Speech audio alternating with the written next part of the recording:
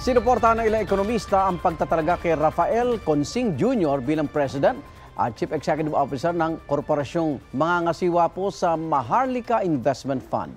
Sabi ni Albay Representative Joey Salceda na isa sa mga nagsulong sa Maharlika Investment Funds Act, tiwala siyang nasa mabuting kamay ang MIC dahil maganda raw ang nagawa ni Consing sa mga dating kumpanyang pinagsilbihan niya.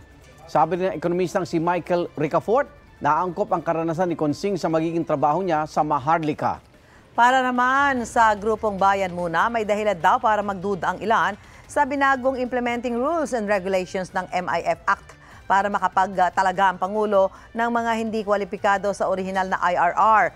Sinuportahan naman ni Finance Secretary Benjamin Diokno ang bagong IRR ng MIF Act. Sinisiguro daw sa bagong IRR na mas malayang makakapagdesisyon ang Board of Directors na magbabantay sa epektibong pangangasiwa ng pondo. Ang Finance Secretary ang magsisilbing chairperson ng MIC Board.